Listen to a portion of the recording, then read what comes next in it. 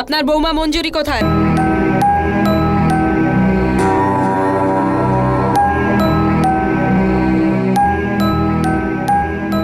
ও এসে গেছে?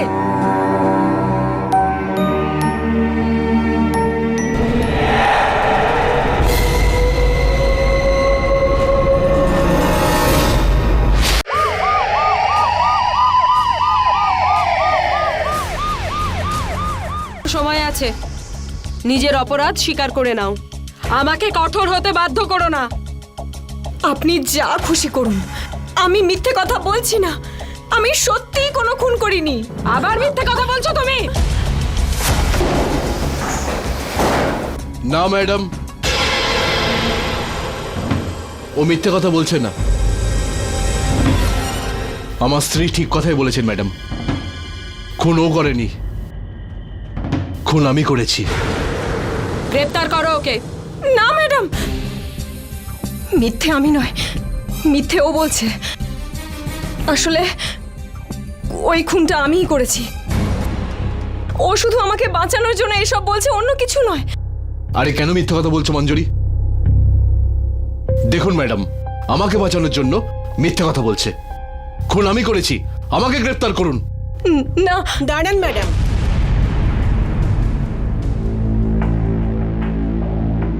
মা তুমি এখানে? ম্যাডাম, এরা দুজন মিথ্যে কথা বলছে। এই খুনের সাথে এদের দুজনের কোনো সম্পর্ক নেই। এই খুনটা আমি করেছি, আমি আসলে দোষী।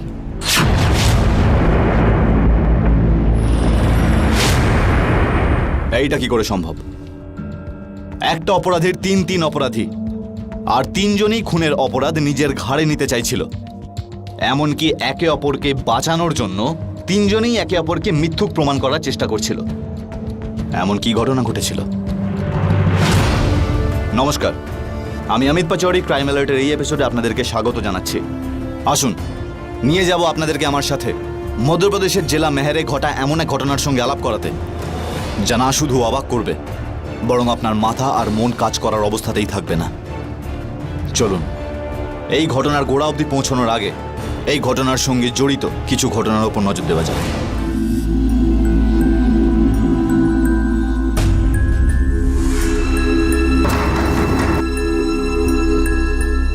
কে?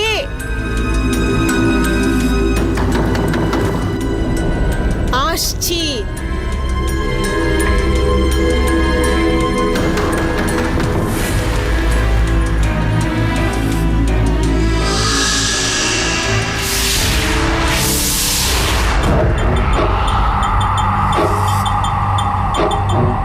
সাহেব, আপনি? হ্যাঁ, আমি বুনিয়া দেবী। আরামে বসে আছো। আমার টাকার কি হলো? কে দেবে আমার সুদের টাকা? আপনি তো জানেন সাহেব, আমার ছেলে মুম্বাইতে গেছে টাকা রোজগারের জন্য। ও এলেই আপনার সমস্ত টাকা শোধ করে দেব, সুদ সমেত। 2 মাস ধরে এই কথা শুনতে শুনতে আমার কান ব্যথা হয়ে গেছে, কিন্তু সুদের টাকা দেখতে পাইনি। আমার কাছে টাকা থাকলে আমি আপনাকে দিয়ে দিতাম সাহেব। কোথা থেকে দেব আপনার টাকা? তাহলে বাড়ি ছেড়ে দাও, তালা লাগিয়ে পুরো বাড়ি সিল করে দিচ্ছি। এই বাড়ি বন্ধক রেখে আমার কাছ থেকে টাকা নিয়েছিলে, তাই না? না সাহেব, আপনি যদি আমাদের এখান থেকে তাড়িয়ে দেন, তাহলে আমি আর আমার বৌমা কোথায় যাব? সেটার খবর আমি কি জানি? যেখানে ইচ্ছে যাও, গাছতলায় থাকো। আমি শুধু আমার সুদের টাকার কথা জানি। দয়া করুন সাহেব, দয়া করুন, একটুখানি তো সময় দিন। আমি এখন কোথা থেকে আপনার টাকা দেব? আমাকে আমার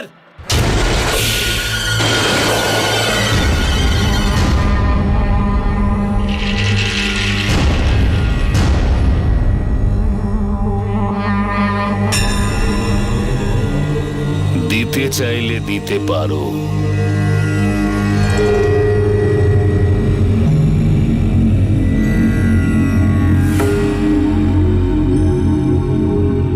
দেওয়ার জন্য একটা সহজ রাস্তা আছে তোমার কাছে।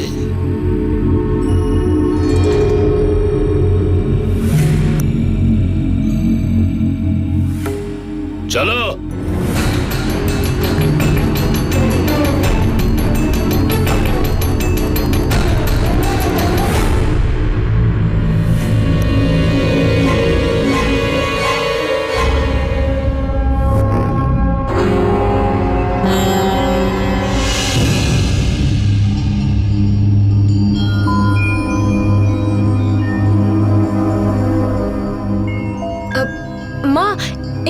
তোলো তো। ভাগ্য ভালো যে শুধু পাটাই তুলতে বলেছো। চাল চলন দেখে মনে হচ্ছে কোন দিন আমাকে ওপরেই চলে যেতে বলবে।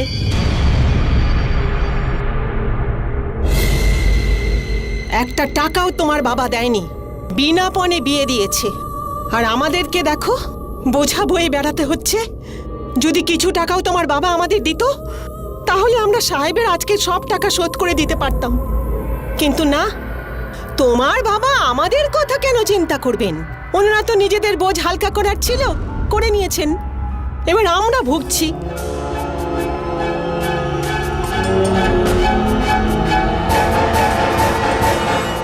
দেখো মহারানীকে, সব কিছুই বুঝতে পারে কিন্তু কোনো উত্তরই দেয় না।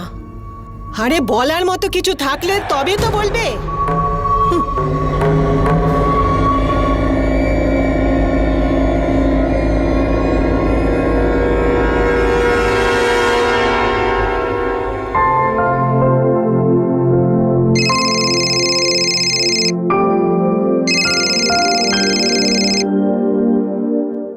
হ্যালো, কেমন আছো ডার্লিং? আরে ডার্লিং শুনে কারোর এত হাসি পাচ্ছে, তাই না? আরে ডার্লিংই তো হও তুমি আমার। তাই নাকি? একটা কথা বলবে, মুম্বাইতে তো অনেক সুন্দর সুন্দর মেয়েরা ঘুরে বেড়ায়, তাই না? কাকে কাকে ডার্লিং বলেছো তুমি? আরে ডার্লিং, তোমার থেকে বেশি সুন্দরী কেউ আছে নাকি এখানে? হ্যাঁ? মিথ্যে। কেন মিথ্যে? একদম সত্যি বলছি। আরে আমি কেন তোমাকে মিথ্যে বলবো?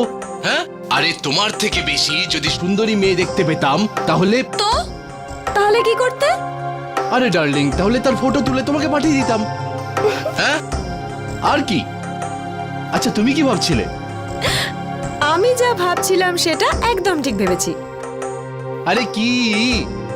এটাই যে তুমি না খুব দুষ্টু।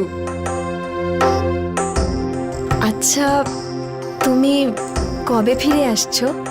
কেন, আমার কথা মনে পড়ছে নাকি? আরে আমি তাড়াতাড়ি চলে আসবো। আর শোনো, একটা কথা বলো তো, বাড়িতে সবাই কেমন আছে? কে দেবে আমার সুদের টাকা? আমার কাছে টাকা থাকলে আমি আপনাকে দিয়ে দিতাম সাহেব। তাহলে বাড়ি ছেড়ে দাও। তালা লাগিয়ে পুরো বাড়ি সিল করে দিচ্ছি। বাড়িতে বাড়িতে সব ঠিক আছে। তুমি তুমি একদম চিন্তা করো না। তুমি তোমার খেয়াল রাখো, আমাদেরকে নিয়ে একদম চিন্তা করো না। আমার ছেলে আমার সঙ্গে কথা বলতে না দিয়ে আর ওর সঙ্গে গুজু গুজু করছে। কিরে শ্যাম, কবে আসবি তুই? আরে মা, চলে আসবো। কোনো দরকারি কথা ছিল নাকি? হ্যাঁ, ওই বদমাস কামেশ্বর খুব জ্বালাতন করছে। 2 মাস সুদ পায়নি বলে ও পাগল হয়ে গেছে। টাকার জন্য ও আমাদের খুব জ্বালাতন করছে। তুই না আসতে পারিস বাবা, কিন্তু কিছু টাকা তো পাঠিয়ে দিবি। আরে মা, কোত্থেকে পাবো টাকা? হ্যাঁ, আরে টাকা কি গাছে ফলে নাকি যে পারবো আর নিয়ে আসবো? ও বাড়ি নিলাম করার জন্য আমাদের হুমকি দিয়ে গেছে। আরে মা, তুমি চিন্তা করো না, সব ফালতু হুমকি, বুঝেছো? আরে কামেশ্বর আমাদেরই গ্রামের লোক, ও এরকম কেন করবে? তুমি চিন্তা করো না। আর শোনো, এরপরে এলে না ওকে বলবে যে আমি ফিরে এসে ওর সঙ্গে কথা বলবো। দেখ বাবা, পরে আমরা ঝামেলায় না পড়ে যাই। আরে মা, তুমি চিন্তা করো না মা, তুমি শুধু নিজের খেয়াল রাখো, আর কিচ্ছু হবে না। ঠিক আছে, চলো।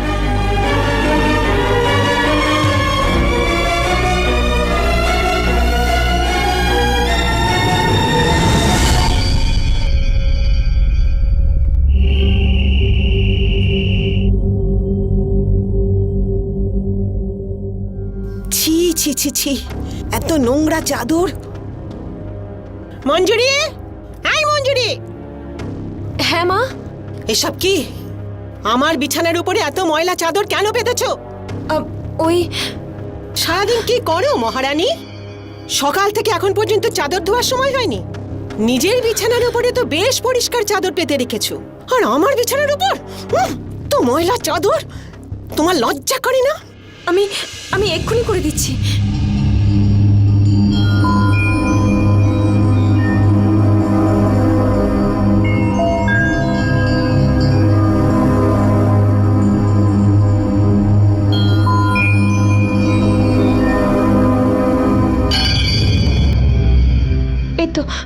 হয়ে গেছে। হ্যাঁ হ্যাঁ ঠিক আছে, কাল সকালে এই চাদর ভালো করে পরিষ্কার করে রাখবে, বুঝেছ? হুম?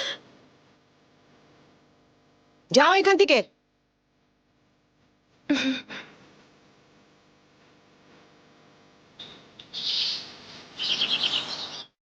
মঞ্জুরি, আরে ও মঞ্জুরি, হ্যাঁ মা, আরে খাবার আমাকে দেবে কি দেবে না? এই তো আসছি।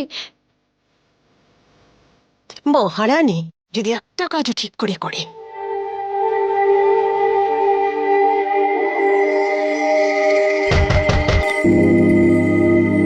আরে কে আবার এলো এই ভর দুপুর বেলায়, ঠিক করে খাবারও খেতে দেবে না।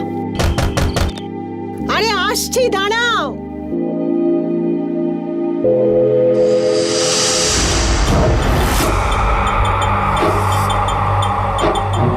সাহেব আপনি? সুদের টাকা নিতে এসেছি, টাকা বার করো এক্ষুনি। কি বলছেন সাহেব আপনি? কালকেই তো আপনি কিছুদিনের জন্য সময় দিয়েছিলেন। কবে তোমাকে আমি সময় দিয়েছিলাম? হ্যাঁ, এই বয়সে মিথ্যা বলতে লজ্জা করছে না? ভালো কথা, আমার টাকা দিয়ে দাও, না হলে। না সাহেব, এত জোর খাটাবেন না আমাদের ওপরে। আমাদের কিছুদিনের জন্য সময় দিন। আমার ছেলে মুম্বাই থেকে চলে এলে আপনার সব টাকা শোধ করে দেব। আরে অনেকদিন ধরে তোমার এই নাটক আমি শুনছি। চুপচাপ আমার টাকা দিয়ে দাও, না হলে। কোথা থেকে দেব সাহেব? আমরা খুব কষ্টে আছি, আমরা কি করে টাকা শোধ করব? আরে এটা তো তোমার ধার নেবার আগে ভাবা উচিত ছিল। ছেলের বিয়ে এত ধুমধাম করে দেবার কি দরকার ছিল? একটু ছোট করে করলে তো ধার নেবার কোনো দরকার হতো না। ধার যখন নিয়েছো তখন তো শোধ করতেই হবে। আমাদের কিছু সময় দিন সাহেব, সব টাকা আপনার শোধ করে দেব। আর সময় নেই, সব সময় শেষ। বাড়ি খালি করে দাও।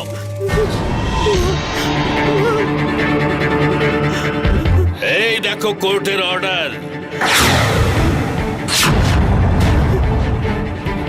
তালা লাগিয়ে সিল করে দেব, আর 2 দিন পর নিলাম হয়ে যাবে। দয়া করুন সাহেব, দয়া করুন। আপনি যদি বাড়ি থেকে বের করে দেন তাহলে আমরা কোথায় যাব সাহেব? তুমি কোথায় যাবে সেটা তো তুমি ভেবে দেখবে, আমাকে বলে কি হবে? বাড়ি থেকে বের করে দাও এই বুড়িটাকে। মালিক, না না, আপনি আমাদেরকে আর একটু সময় দিন। ও ফিরে এলেই আপনার সব টাকা শোধ করে দেব। আর একটু সময় দিন।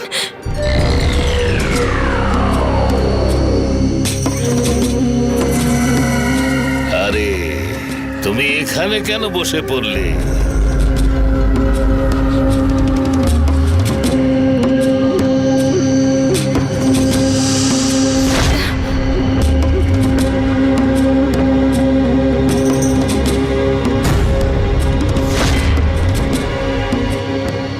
দু ঘন্টার মধ্যে আমার গদিতে চলে এসো,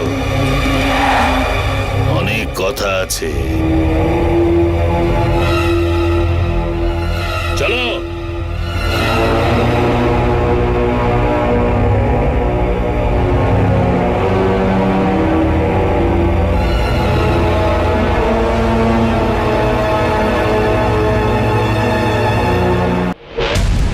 বুনিয়া, এটা হলো তোমার বাড়ির দলিল। তোমার বাড়িটা তোমার ছেলে শ্যামের নামে আছে, তাই না? আর এটা হলো তোমার বাড়ির বন্ধক রাখবার কাগজ। তোমার ছেলে শ্যামের সই করা আছে, আর টিপ ছাপও রয়েছে, দেখে নাও।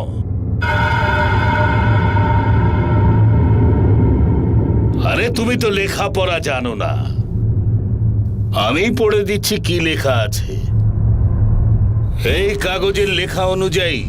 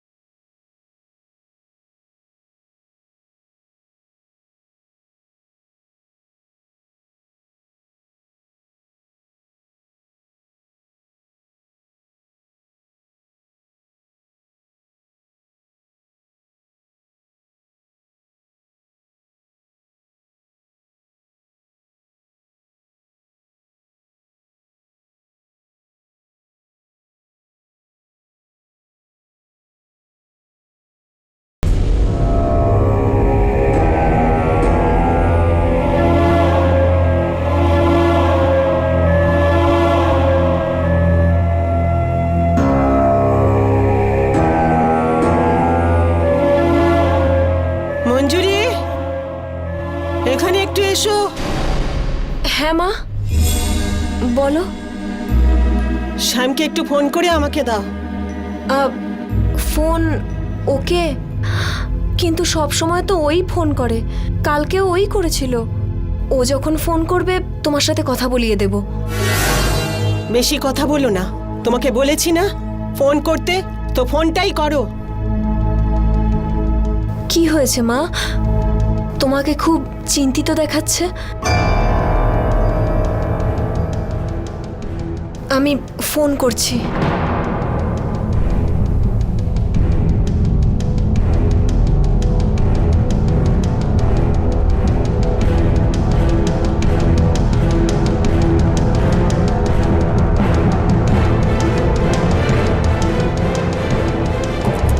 মা, ও ফোন ধরছে না।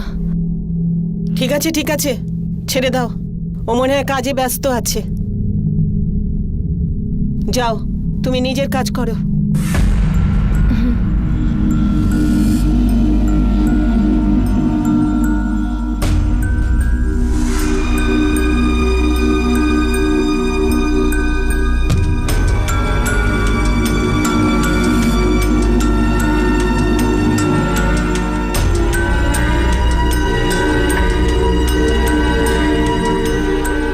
আরে মা, তুমি?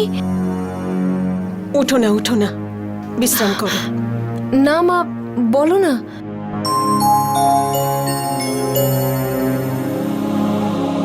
আরে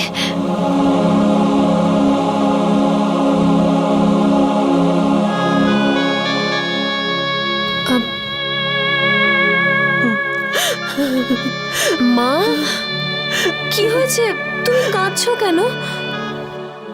কিছু না মা, ময়লা পড়েছিল, চলে গেছে। না, তুমি তুমি আমার কাছে কিছু লুকোচ্ছ না। বলো কি হয়েছে মা? কিচ্ছু না, আমি বললাম না, এখন ময়লা চলে গেছে।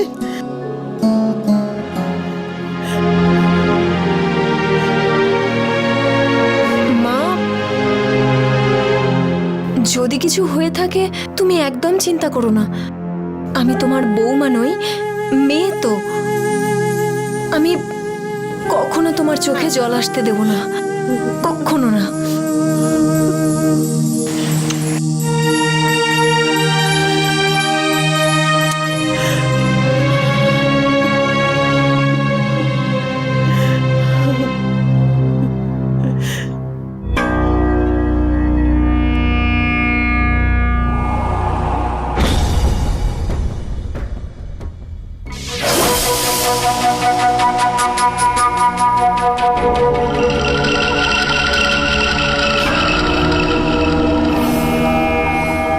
কি ভাবলে বুনিয়া?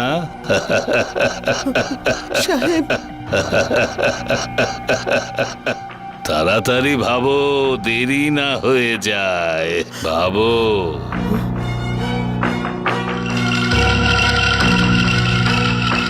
বাড়ির ভেতরে থাকতে চাইছো নাকি বাড়ির বাইরে? বুঝতে পারলে?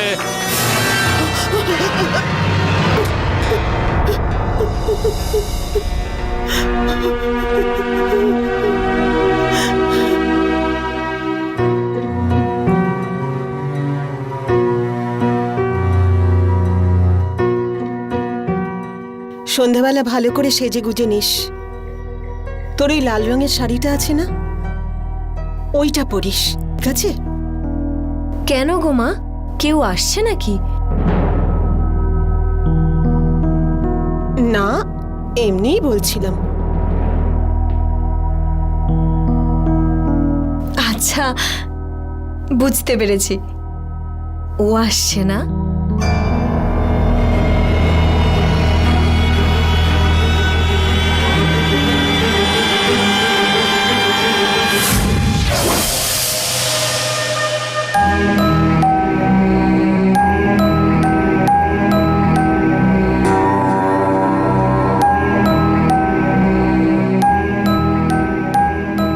ও এসে গেছে?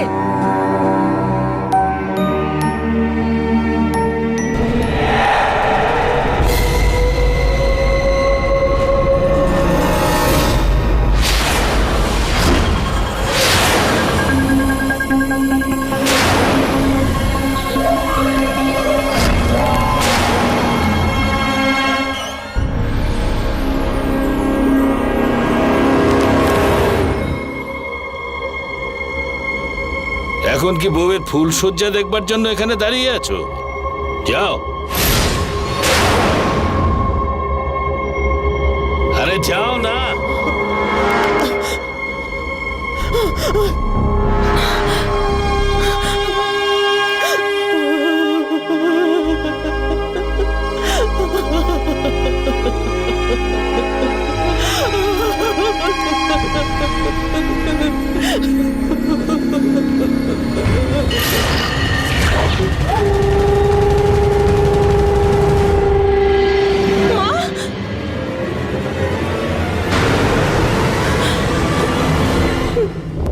দেখুন, আমায় যেতে দিন, না হলে আমি চেঁচিয়ে গোটা পাড়ার লোক এক জায়গায় করবো। আচ্ছা, চেঁচাও, চেঁচাও না। একটা কথা বলো, যদি আমি সবাইকে বলি যে আমি আমার সুদের টাকা নেবার জন্য এখানে এসেছিলাম, আর তুমি সুদের টাকা যাতে না দিতে হয় সেই জন্য আমার সঙ্গে এই সব করছো, তখন কি হবে? এই বাড়ির সঙ্গে সঙ্গে তোমার ইজ্জতও চলে যাবে। তখন না জানি কত মানুষকে খুশি করতে হবে তোমায় প্রত্যেক দিন।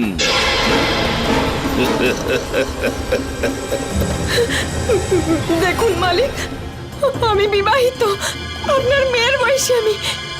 আমায় যেতে দিন এখান থেকে। আমায় আরে তুমি কাঁদছো কেন? আমি কি তোমায় কোনো কষ্ট দেব নাকি? আরে আমি তো তোমাকে আদর করবার জন্য এসেছি, আদর। যতক্ষণ তুমি আমাকে সঙ্গ দেবে, আমিও তোমাকে নিশ্চিন্তে রাখবো। দেখো, এই বাড়িটা যদি বাঁচাতে চাও তাহলে সুদ তো দিতেই হবে। ওই সুদটুকুই তোমার কাছ থেকে নিতে এসেছি। আমায় যেতে দিন। দেখুন, আমায় যেতে দিন।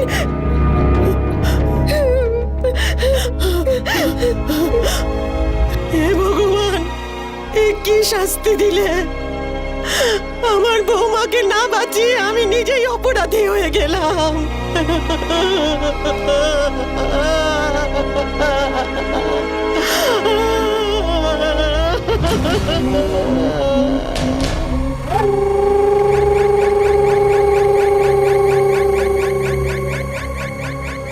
আরে ভয় পেও না, শুধু একটু আদর করবো।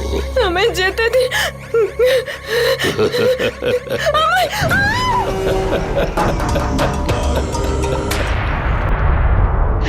ছেলের বিয়ের টাকা শোধ করার জন্যে আমি আমার বৌমার সম্মান নষ্ট করলাম। হে ভগবান, এই দিন দেখার থেকে আমাকে কেন মেরে ফেললে না?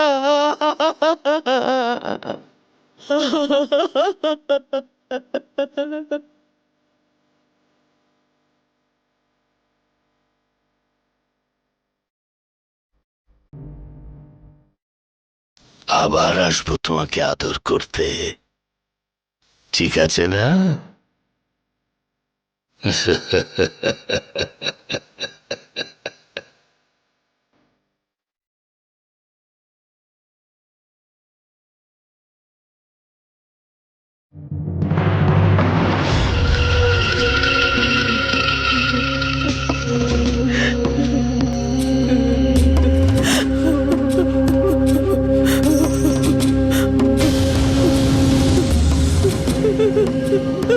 খুব নেশা ধরিয়ে দিয়েছে তোমার বৌমা, মনে হচ্ছে অনেক খুঁজে ওকে নিয়ে এসেছো।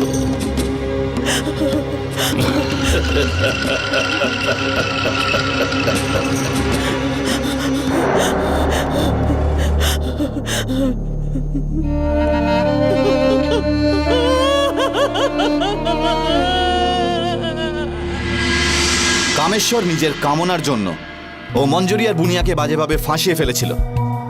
ওর যখন ইচ্ছে হতো ও মঞ্জুরির কাছে যেত আর বেচারি মঞ্জুরিকে শারীরিকভাবে শোষণ করত। মঞ্জুরি চাইলেও নিজের মুখ খুলতে পারত না, কিন্তু ওর মন এবং মাথায় এর খুব বাজে প্রভাব পড়তে শুরু করে দিয়েছিল। কামেশ্বরের ব্যাপারে সমস্ত কিছু জানার পরেও বুনিয়া চুপচাপ বসেছিল, কারণ ও বাড়ি হাতছাড়া করতে চাইছিল না। কিন্তু এটা কি ঠিক ছিল? ওর কি সামান্যতম নিজের বৌমার সম্মানের কথা মনে হয়নি? আর এই সবকিছু কি এইভাবেই চলতে থাকলো? আর মঞ্জুরির স্বামী শ্যাম এই ব্যাপারে কিচ্ছু জানতে পারলো না। চলুন দেখা যাক।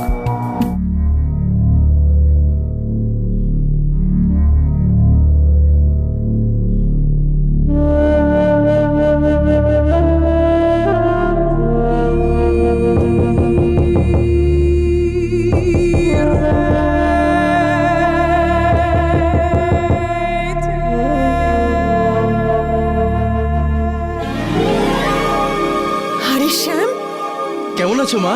ভালো আছি।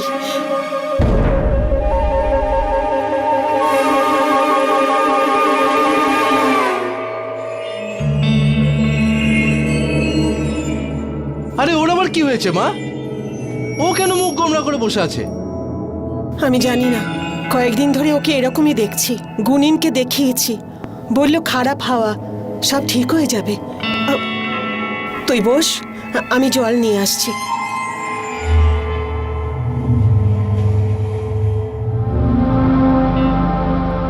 আরে কি হয়েছে মঞ্জুরি ডার্লিং? হ্যাঁ, আরে তুমি এত উদাস হয়ে আছো কেন?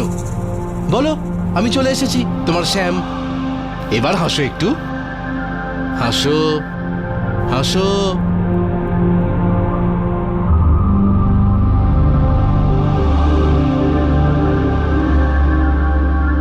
মঞ্জুরি বলবে কি? আরে কিছু তো কথা বলো। আমি আসাতে তুমি একবারও খুশি হলে না।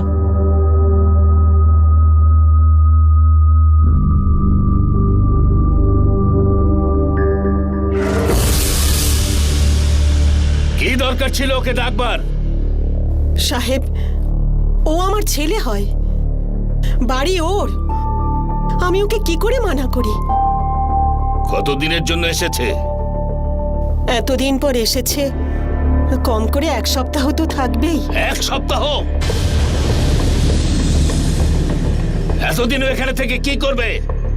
মুম্বাইয়ে ওর কাছে কোনো কাজ নেই নাকি? দেখো বুনিয়া, যদি এইভাবেই চলতে থাকে তাহলে তোমার পক্ষে বাড়ি বাঁচানো মুশকিল হয়ে যাবে। যদি তুমি তোমার বাড়ি বাঁচাতে চাও তাহলে ছেলেকে যত তাড়াতাড়ি পারো এখান থেকে পাঠাও, বুঝতে পারলে? ঠিক আছে সাহেব, যাও।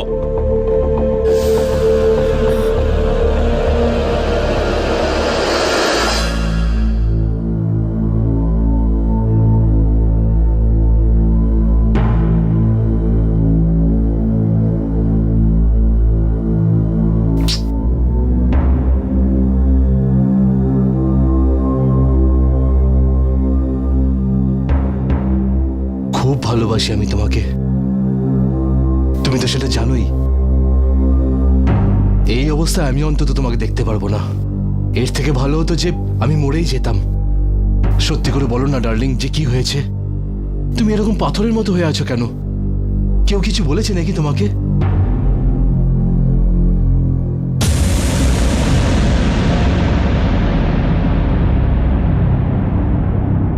আমার তো মনে হচ্ছে যে আমাদের দুজনের ভালোবাসা শেষ হয়ে গেছে।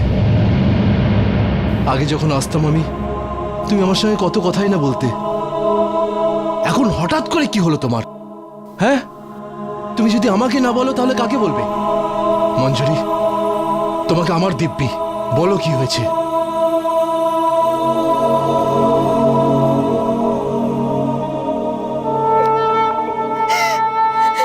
কি হয়েছে মঞ্জুরি? দেখো মঞ্জুরি, তুমি যদি আমাকে না বলো তাহলে কাকে বলবে? আচ্ছা শান্ত হও, বলো কি হয়েছে?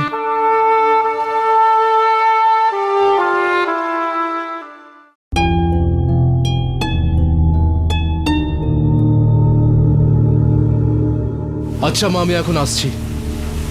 পরের বার যখন আসবো তখন যতটা পারবো ততটা ধার শোধ করার চেষ্টা করব। আমি মালিকের কাছ থেকে টাকা নিয়ে না তাড়াতাড়ি পাঠিয়ে দেবো। আর বাকি যা সুদের টাকা ওই কামেশ্বরকে দিয়ে দিও।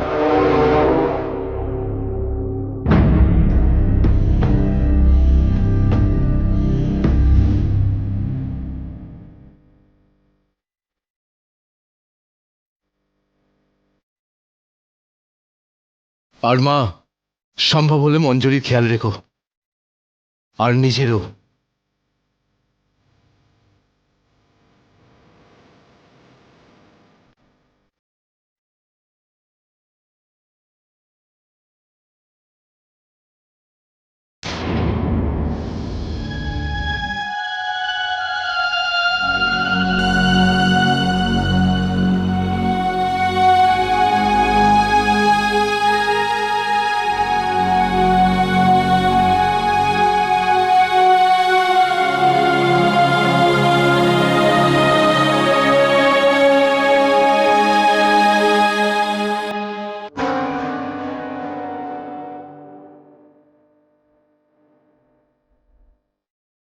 দুটো সপ্তাহ কত কষ্ট করে কাটিয়েছি তুমি জানো? কি করে বলবো? এতদিন পর শরীরটা আবার শান্ত হয়ে গেল।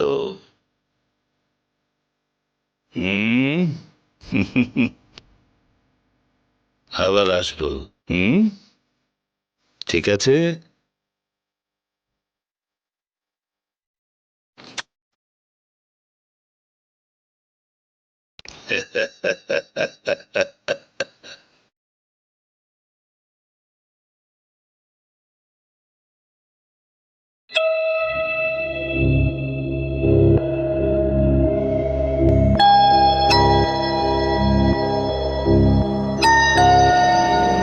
মা, ঝাড়ু আমাকে দাও।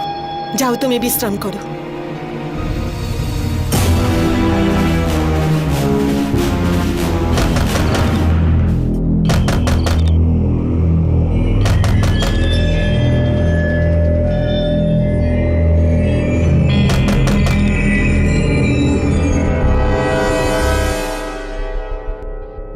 আপনার বৌমা মঞ্জুরি কোথায়?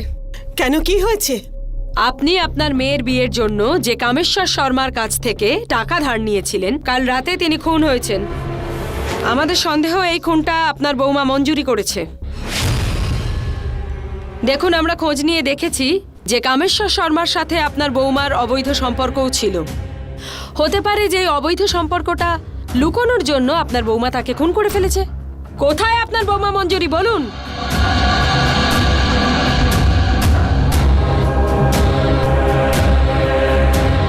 তুমি কি মঞ্জুরি? কাল রাতে তুমি কোথায় ছিলে?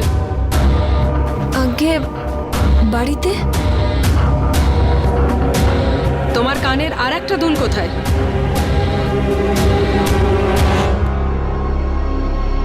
চিন্তা করার দরকার নেই, ওটা হারায়নি, এখানে আমার কাছেই আছে। এই দেখো।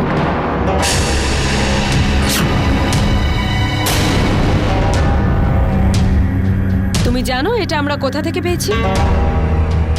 কামেশ্বর শর্মার লাশের কুর্তা থেকে। এর থেকে স্পষ্ট প্রমাণ হয় যে এই খুনটা তুমিই করেছো। নিয়ে চলো একে। মঞ্জুরি, এখনো সময় আছে, নিজের অপরাধ স্বীকার করে নাও। আমাকে কঠোর হতে বাধ্য করো না। আপনি যা খুশি করুন, আমি মিথ্যে কথা বলছি না। আমি সত্যিই কোনো খুন করিনি। আবার মিথ্যে কথা বলছো তুমি? না ম্যাডাম, ও মিথ্যে কথা বলছে না। আমার স্ত্রী ঠিক কথাই বলেছেন ম্যাডাম। খুন ও করেনি, খুন আমি করেছি। গ্রেফতার করো ওকে। না ম্যাডাম, মিথ্যে আমি নয়, মিথ্যে ও বলছে। আসলে ওকে আমিই খুন করেছি। ও শুধু আমাকে বাঁচানোর জন্য এইসব বলছে, আর কিচ্ছু নয়। আরে কেন মিথ্যে কথা বলছো মঞ্জুরি? হ্যাঁ, আমার অপরাধ তুমি নিজের উপর কেন নিচ্ছ? দেখুন ম্যাডাম, আমাকে বাঁচানোর জন্য মিথ্যে কথা বলছে। খুন আমি করেছি, আমাকে গ্রেফতার করুন। না, দাঁড়ান ম্যাডাম।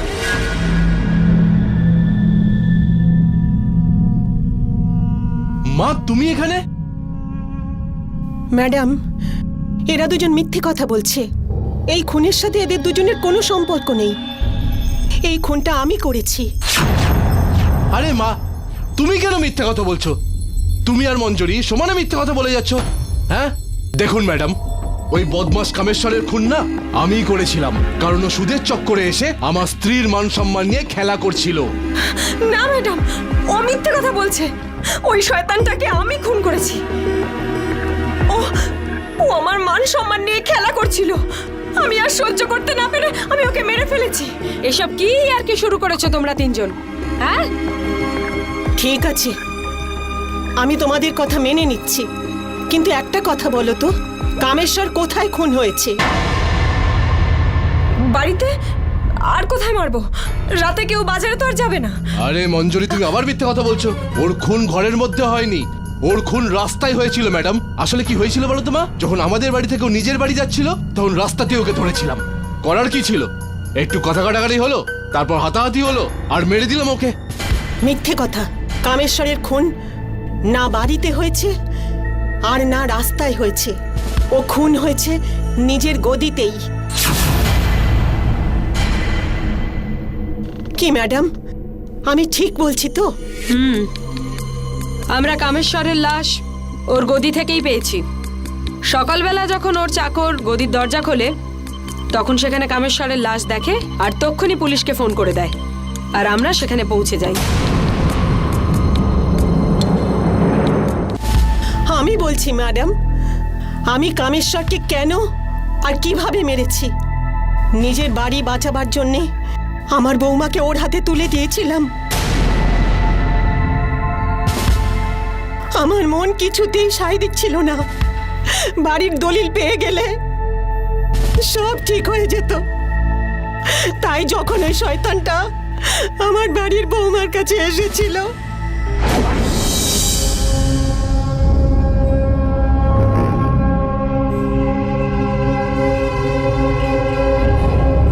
বদমাস শয়তান, আমার বৌমার অনেক সম্মান নষ্ট করেছিস, আর আমি আমার বৌমার সম্মান নষ্ট করতে দেব না।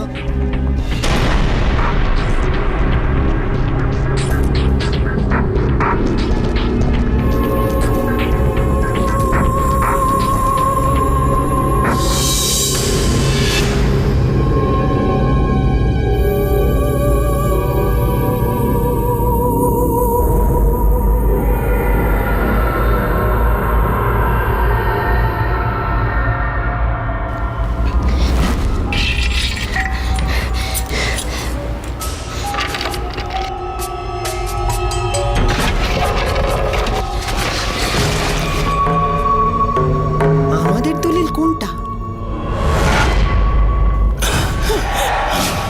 বাড়ির দলিল চুরি করতে এসেছিস বুনিয়া, যাতে সুদ না দিয়েই বেঁচে যাস। কিন্তু কামেশ্বরের থেকে মুক্তি পাওয়া এত সহজ নয়। আজ তোকে আমি চিরদিনের জন্য ছুটি দিয়ে দেব। আজ তোকে আমি কিছুতেই বাঁচতে দেব না।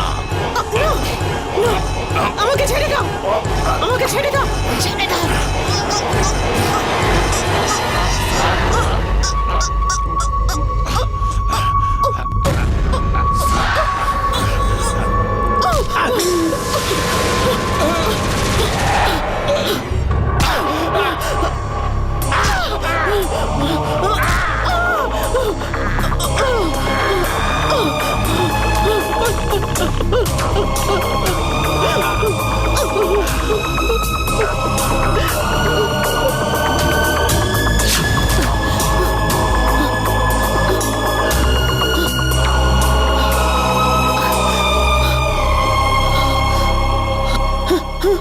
আরে এ তো মরে গেছে। এখন কি হবে?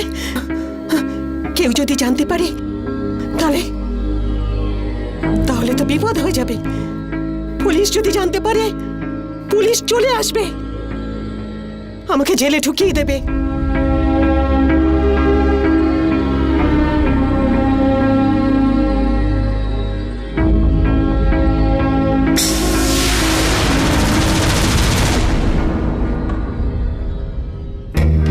ম্যাডাম, ওই বদমাশকে খুন করার জন্য আমার কোনো আফসোস নেই। আফসোস শুধু এই যে আমি ওকে প্রথমে কেন মেরে ফেললাম না। যদি সেটা করতাম তাহলে আজ আমার বৌমার সম্মান রক্ষা পেত।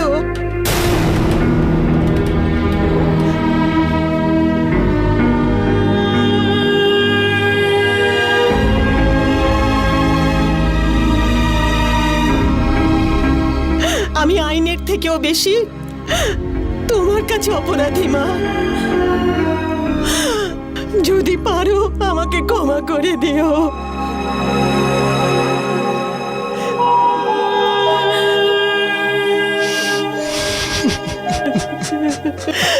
আমাকে ক্ষমা করে দে বাবা, ক্ষমা করে দে। ম্যাডাম, আমাকে গ্রেপ্তার করে নিন, আসল অপরাধী আমি। দুর্গা, একে লকআপে বন্ধ করে দাও।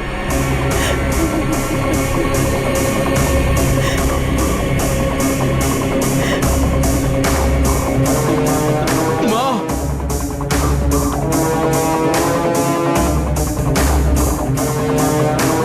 তোমরা এখন আসতে পারো। ঠিক আছে ম্যাডাম।